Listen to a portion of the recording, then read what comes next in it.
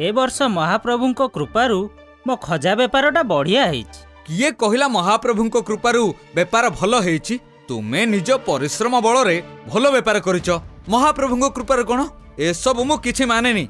अरे भाई तुमे मानो कि न मानो, मु अलसुआ लोकुटा खाली जय जगन्नाथ डाकी देले मोर सबु माल बिक्री हो जाउछि। ए वर्ष परा मु खाली दुकान रे बसी ढुलौताए, तथापि लोक माने मनकु मन आसी मोर माल सब किणी नेले। सबु सेई जगन्नाथंको इच्छा। अरे भाई ए वर्ष परा पर्यटक सबुटु बेसी आसीछंती, आ बिक्री होतानी कि माल? ता माने तुमे कहिबा कथा महाप्रभुंकर किछि कृपा नाही? ना नाही, तुमे माने खाली जगन्नाथंको ना नै बेपार करूछ। एमिति भी जगन्नाथ बोली केही नाहांती। ए सबु तुम मन गढ़ा कहानी, मु किछि मानिबिनी।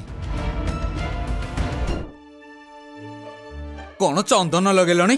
चंदन लगे मागणार मोठार मुद्रा झड़े नहीं जीव ना कोन? अरे देखिल मु केतबेले मुद्रा कथा कहली? मु हाथटाकू धरी पकेइली, नहेले तो एतबेलकू तुमे मुद्रा पई अपदस्थ करि सारंतणी। देख भाई तुमे कोनोसी भूल धारणार बसवर्ती हेइच। जगन्नाथंको चंदन लगेबाकू केही कोन मना करंती? रख हो तुम जगन्नाथंकू आउ तुम चाटुळ बाणीकू, मु किछि मानिबिनी।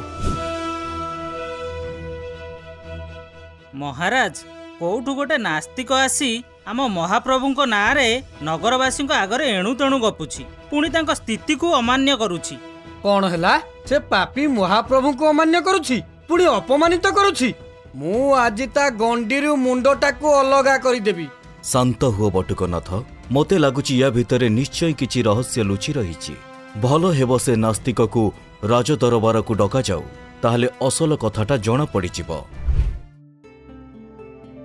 अरे जग्गा से नास्तिक तते अपमान करुची, हेले तो किछि करूनु काहेकी? को नास्तिक? मु तो को नास्तिक को देखिनी। ताहले चालुनु ताको देखिबाको जिबा। अरे तू पूरा बई चोकली आनिथिलु, सेथुरु गोटे दे आग मु खाई दिए, तापरे जुआडे जिबा कथा जिबा।